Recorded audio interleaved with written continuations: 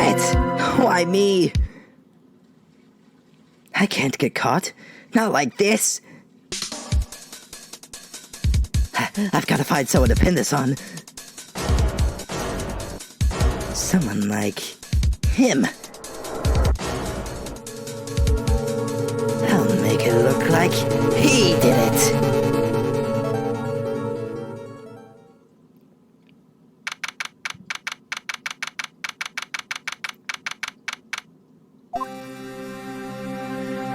Boy, am I nervous.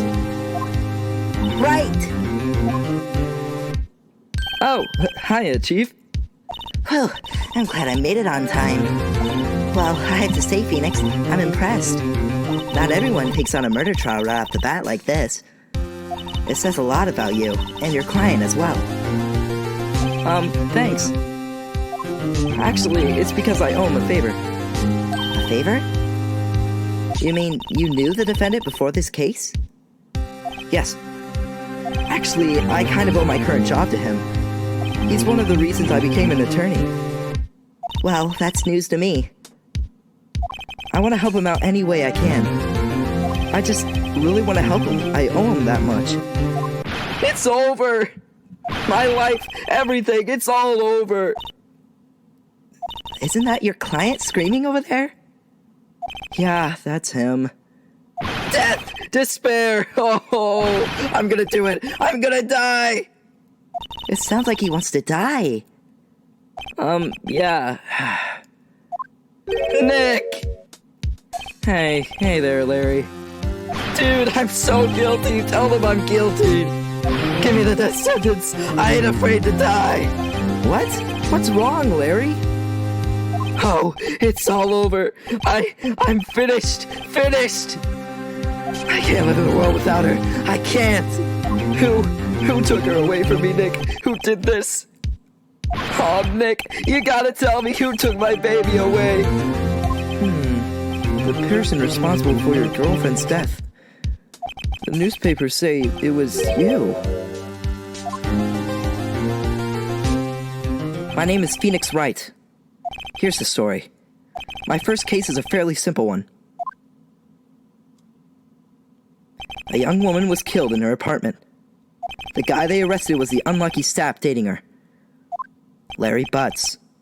My best friend since grade school. Our school had a saying, when something smells, it's usually the butts. In the 23 years I've known him, it's usually been true. He has a knack for getting himself in trouble. One thing I could say, though, it's usually not his fault. He just has terrible luck. But I know better than anyone that he's a good guy at heart. That and I owe him one, which is why I took the case, to clear his name. And that's just what I'm going to do.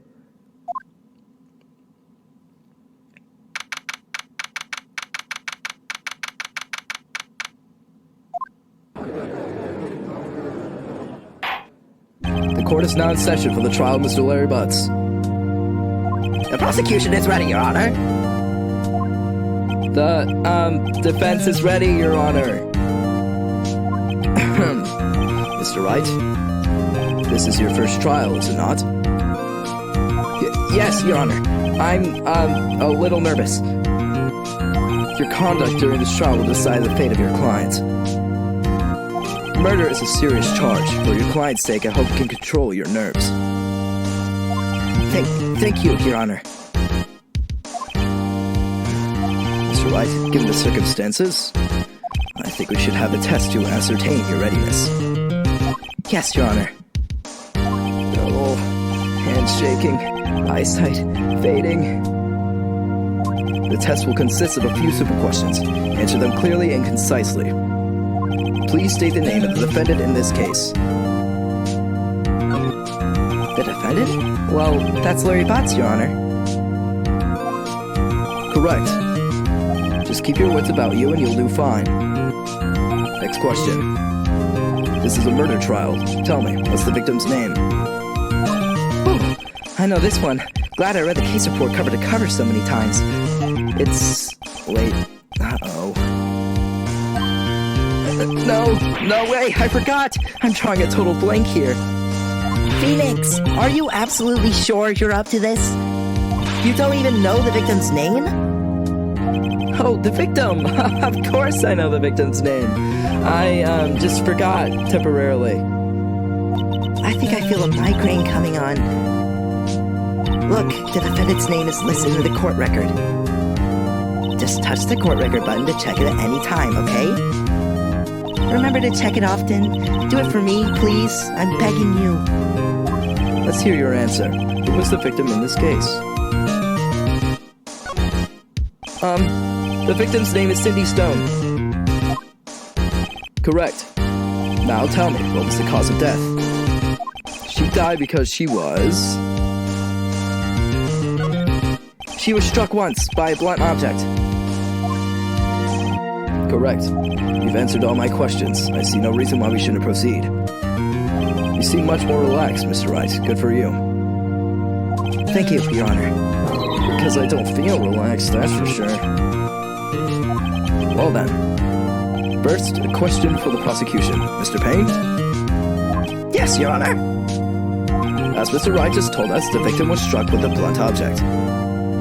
Would you explain to the court just what that object was? The murder weapon was a statue of a thinker. It was found lying on the floor next to the victim. I see. The court accepts it into evidence. Right. Be sure to pay attention to any evidence added during the trial. That evidence is the only ammunition you have in court. Touch the court record button to check the court record frequently. Mr. Payne, the prosecution may call its first witness. The prosecution calls the defendant, Mr. Botts, to the stand. Chief, what do I do now? Pay attention. You don't want to miss any information that might help your client's case.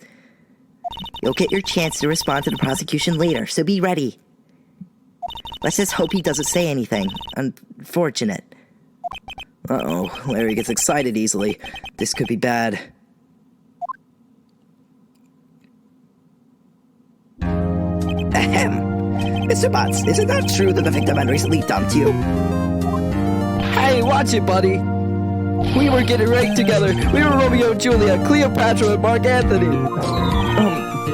Didn't they all die? I wasn't dumped. She just wasn't taking my phone calls or seeing me. Ever. What did you do anyway? Mr. Butts, what do you describe as generally what we mean by dumped? In fact, she had completely abandoned you and was seeing other men. She had just returned from overseas with one of them the day before the murder. What do you mean, one of them? Lies, all of it lies. I don't believe a word of it. Your Honor, the victim's passport. According to this, she was in Paris until the day before she died.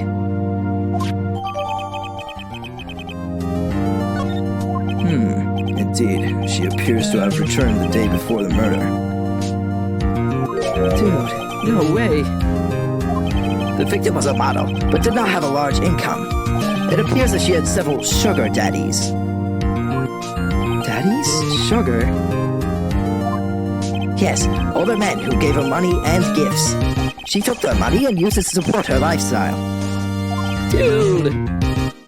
We can clearly see what kind of woman this Miss Stone was. Tell me, Mr. Butts, what do you think of her now? Right. I don't think you want him to answer that question.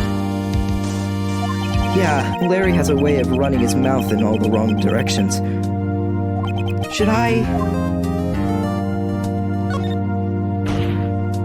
My client had no idea the victim was seeing other men. The question is irrelevant to this case. Dude, Nick, what do you mean irrelevant? That cheating she-dog. I'm gonna die. I'm just gonna drop dead. Yeah, and when I meet her in the afterlife, I'm gonna get to the bottom of this. Let's continue with the trial, shall we? I believe the accused's motive is clear to everyone. Yes, quite. Oh boy, this is so not looking good. Next question. You went to the victim's apartment on the day of the murder, did you not? Well, did you or did you not? Well, maybe I did and maybe I didn't. Uh-oh, he went. What do I do? I know. I'll send him a signal. Tell the truth. Yeah, I was there. I went. Order. Well, Mr. Butts? Dude, chill. She wasn't home, man, so, I didn't see her. Objection! Your Honor, the defendant is lying. Lying? The prosecution would like to call a witness who can prove Mr. Butts is lying. Well, that simplifies matters. Who was your witness? The man who found the victim's body, just before making the gruesome discovery. He saw the defendant fleeing the scene of the crime.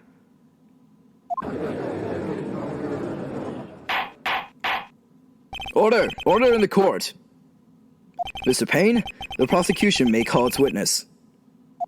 Yes, Your Honor. This is bad. On the day of the murder, my witness was selling newspapers at the victim's building. Please bring Mr. Frank Sod to the stand.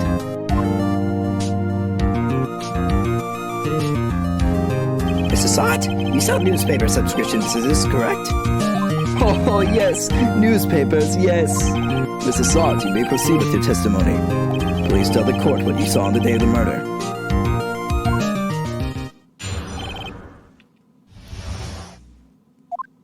I was going door to door, selling subscriptions when I saw a man fleeing an apartment. I thought he must be in a hurry because he left the door half open behind him. Thinking it strange, I looked inside the apartment.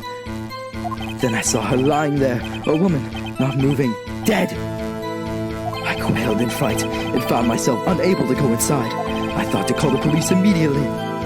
However, the phone in her apartment wasn't working. I went to a nearby park and found a public phone. I remember the time exactly. It was 1 o'clock p.m. The man who ran was, without a doubt, the defendant sitting right over there.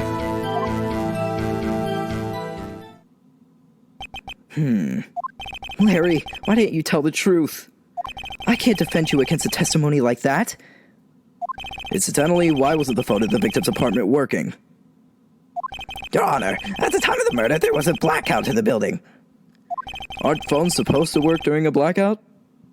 Yes, Your Honor. However, some cordless phones do not function normally. The phone that Mr. Sod used was one of those. Your Honor, I have a record of the blackout for your perusal.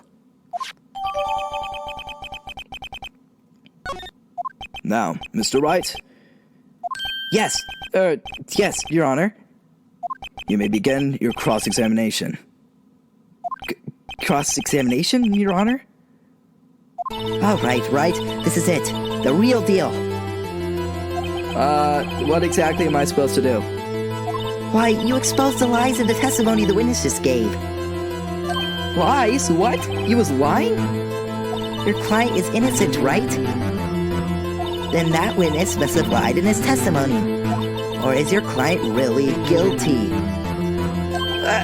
How do I prove he's not? You hold the key. It's in the evidence. Compare the witness's testimony to the evidence at hand. There's bound to be a contradiction in there. First, find contradictions between the court record and the witness's testimony. Then, once you've found the contradicting evidence, present it and rub it in the witness's face. Okay. Touch the court record button and point out contradictions in the testimony.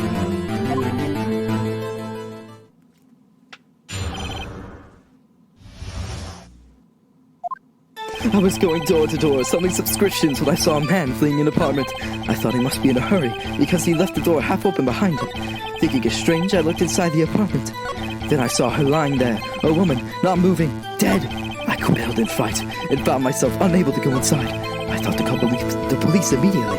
However, the phone in her apartment wasn't working. I went to a nearby park and found a public phone. I remember the time exactly. It was 1 o'clock p.m. Objection!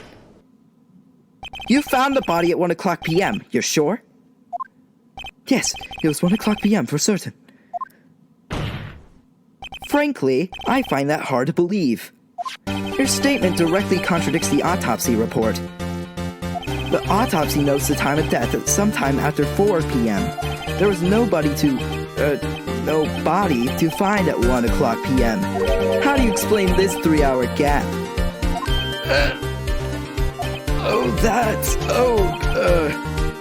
Objection! This is a trivial. The witness merely forgot the time.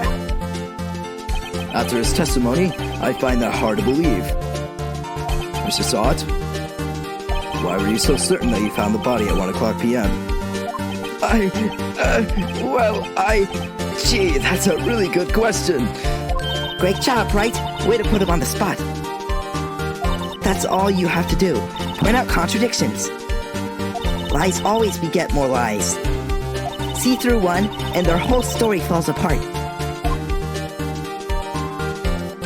Wait, I remember now. Would you care to give your testimony again?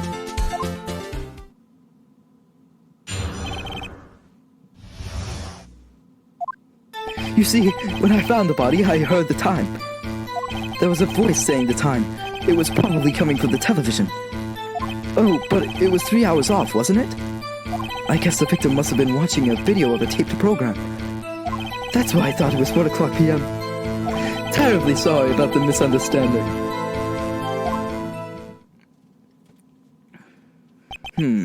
I see. You heard a voice saying the time on a taped program. Mr. Wright, you may cross-examine the witness. Right. You know what to do. I've got this one.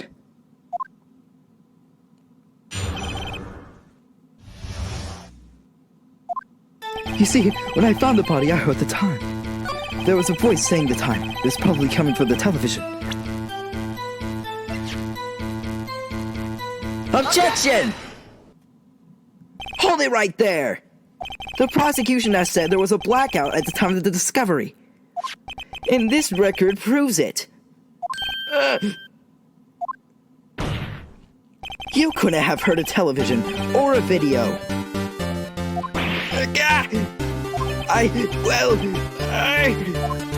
The defense has a point. Do you have an explanation for this, Mr. Sott? No, I find it quite puzzling myself. Quite. Wait, I remember now. Mr. Sott, the court would prefer to hear an accurate testimony from the very beginning. These constant corrections are harming your credibility. And you seem rather distraught. My apologies, Your Honor. It must have been the shock of finding the body. Very well, Mrs. Sott. Let's hear your testimony once more, please.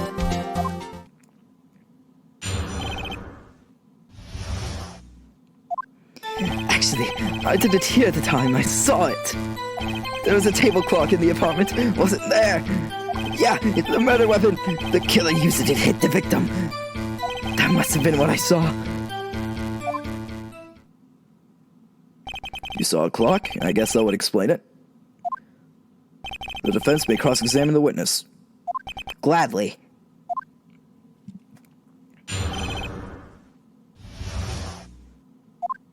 Actually, I didn't hear at the time. I saw it.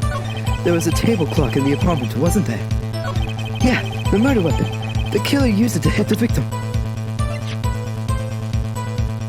Objection! Wait just a moment. The murder weapon wasn't a clock. It was a statue. Now, how is this supposed to be a clock? What? You with your objections and your evidence. Just who do you think you are? Just answer the question, Mr. Sott. Hey, I saw it there. Okay, that's a clock. Your Honor, if I may. Yes, Mr. Payne. As the witness stated, the statue is indeed a clock. The neck is a switch. You just tilt it and it sets the time out loud. As it doesn't look like a clock, I submitted it as a statue. My apologies. I see. So the murder weapon was the table clock after all. Well, Mr. Wright, it appears that the witness's testimony was correct. This is a clock. Do you have any problems with this testimony now? Your Honor, there is a gaping hole in the witness's testimony. The only way he could have known the weapon was a clock is to hold it in his hand. Yet the witness testified that he never entered the apartment. Clearly a contradiction. Indeed. The witness knew it was a clock because he...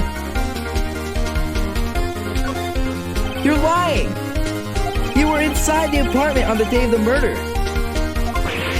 Oh yeah? Prove it! Prove I went in there! I'll do better than that. I can prove you were the one who killed her. You struck her with the clock, and the shock of the blow triggered the clock's voice.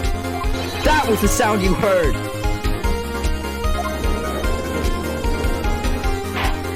Order of the court. Intriguing. Please continue, Mr. Wright.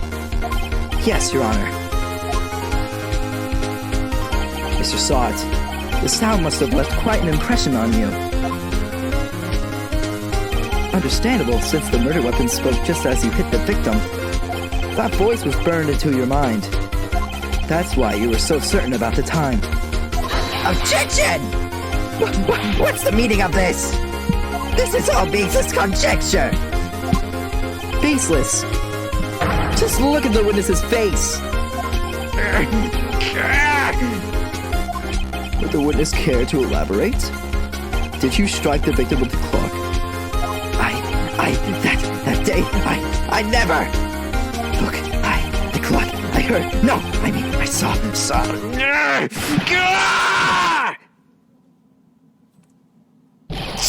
Shut up! I hate you! It was him, I tell you, I saw him! He killed her, and he should burn! Give him death! Order in the court, I say!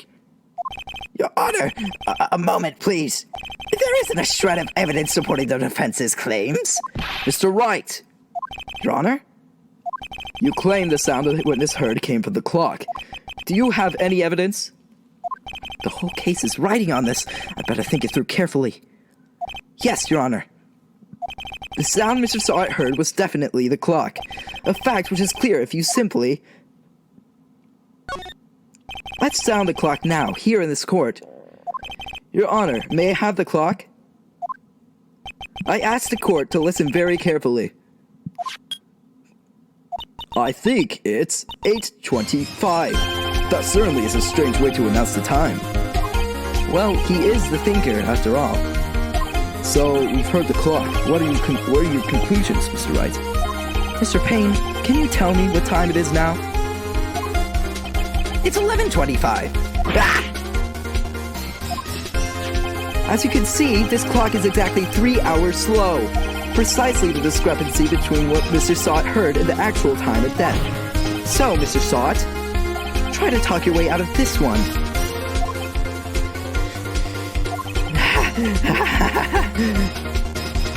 You forgot one thing. Uh-oh, what's he talking about? While it may seem like that clock is running 3 hours slow, it proves nothing. How do you know it was running 3 hours slow on the day of the murder? If you can't prove that, you don't have a case. He's right. How am I going to prove that? Damn it, I was so close. Mr. Wright? It seems you lack this critical evidence to support your claim. Yes, Your Honor. This means I cannot let you indict the witness. Unfortunately, this ends the cross-examination of Mr. Frank Sott. I come all the way down here to testify, and look what happens. They treat me like a criminal. A criminal. You lawyers are all slime. I almost had him. Sorry, Larry. I failed you. There's nothing I can do about it now. Not so fast, Mr. Sott. Chief. Listen up, Wright. Don't throw this one away. Not like this. Think. But, Chief, it's over. I can't prove the clock was slow the day of the murder. Nobody can prove that. Well, yes. But that doesn't mean you can't still win. Try thinking out of the box. Don't waste time doubting the facts, assuming the clock was 3 hours slow, and think through it. Ask yourself, why was the clock 3 hours slow? Figure out the reason, and you'll have your proof. Right? Can you think of a reason as to why the clock would be 3 hours slow? Wait, maybe I can prove it. You must have evidence somewhere that can prove it, right? Find it and let them have it. Well, Mr. Wright, you say the clock was already running slow on the date of the murder. Have you found evidence to support this claim? Of course. There's a piece of evidence in the court record that can prove my claim beyond a doubt. Ha! Tough words. Let's see you pull this one off. Let's see this evidence that proves why the clock was running slow. Take that! The victim had just returned home from abroad the day before the murder. As we all know, the time difference between here and Paris is 9 hours. When it's 4 o'clock p.m. here, it's 1 o'clock a.m. the next day there. The clock wasn't 3 hours slow, it was 9 hours fast! The victim hadn't reset her clock since returning home. That's why the time you heard when you struck her dead in her apartment was wrong. Proof enough for you, Mr. Saw It? Or should I say, Mr. Did It?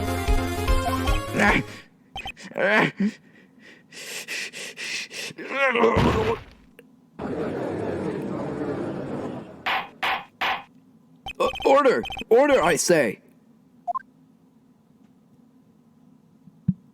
Well, this case has certainly turned out differently than we all expected. Mr. Payne, your client? He was arrested and has been taken away, Your Honor. Very well. Mr. Wright? Yes, Your Honor. I have to say, I'm impressed. I don't think I've ever seen someone complete a defense so quickly and find the true culprit at the same time. Thank you, Your Honor. At this point, this is only a formality, but this court finds the defendant, Mr. Larry Butts, not guilty.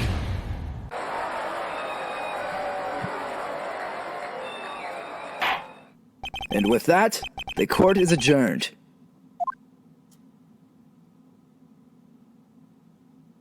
It turns out that Frank Saw It was a common burglar. He posed as a newspaper salesman to check and see when people were out of the house that day. When Larry went to her apartment, the victim wasn't home. After he left, Mr. Saw It let himself in to do his dirty work. While he was searching her place, the victim returned. Flustered, Mr. Saw It grabbed the nearest blunt object he could find.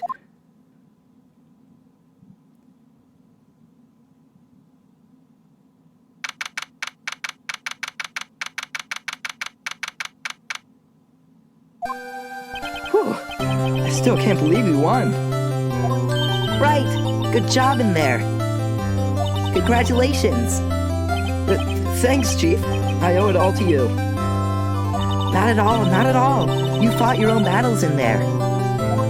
It's been a while since I've seen a trial end on such a satisfying note. I've never seen the Chief looking this happy. If she's this glad, imagine how Larry must feel. My life is over. Larry, you're supposed to be happy. What's wrong now? Nick. Don't worry about me. I'll be dead and gone soon. Good. Wait, no, I mean, bad. Larry, you're innocent. The case is closed. But my Cindy Wendy's gone, man. Gone forever. Larry, she wasn't... never mind. Congratulations, Harry. Harry? Yes, you. I can practically see the headlines now. Harry Butts, innocent. Thanks. I really owe you one. I won't forget this, ever. Let's celebrate. Dinner? Movie? My treat. Oh, no, I couldn't. Hey, I was the one who got you off the hook. Oh, hey. Here, take this. It's a present. A present? For me? Wait, wasn't this the evidence that...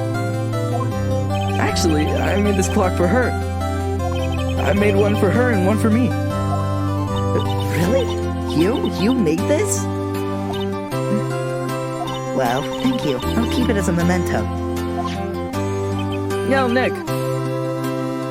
Can you believe it? I was so into that chick. And she was just playing me for a fool. Don't that make you want to just cry? Larry. Are you so sure? Excuse me? I think she thought quite a lot of you in her own way. Nah, you don't gotta sympathize with me. It's okay. Wow, I'm not just sympathizing, really. Isn't that right, Wright? Don't you have something to show your friend? Something that proves how she felt about him? Huh? Oh, yeah, right. What the heck is she talking about? Take that! Check this out, Larry. Proof positive you weren't just some chump to her. Huh? Where'd you get that clock? This is the clock you made for her, Larry. She took it with her when she traveled. She probably just needed a clock, that's all. You think so? It's a pretty heavy clock to take traveling. Well, make of it what you will. Hey, Nick. I'm glad I asked you to be my lawyer. Really, I am. Thanks. Hope that made him feel a little better. Right. I hope you see the importance of evidence now. Also, hopefully you realize things change depending on how you look at them. People, too. We never really know if our clients are guilty or innocent. All we can do is believe in them. And in order to believe in them, you have to believe in yourself. Right. Listen, learn, grow strong. Never let go of what you believe in. Never. Well, I think our work here is done. Shall we be off? Yeah, I guess so. Say, how about dinner? On me. We'll drink a toast to innocent butts. Yeah. Oh, speaking of Harry, you were saying part of why you became a lawyer was because of him. Yeah, part, at least. You'll have to tell me a bit more about it sometime. Maybe over drinks? And so, my first trial came to a close. Larry slapped me on the back and said, "Gee, Nick, it's good to have friends. But I'm pretty sure he's not going to pay me, unless you count the clock he gave me." I didn't know it then. But that clock was soon going to be at the center of another incident. And my promise to tell the chief about me and Larry would be one promise that I wouldn't be able to keep.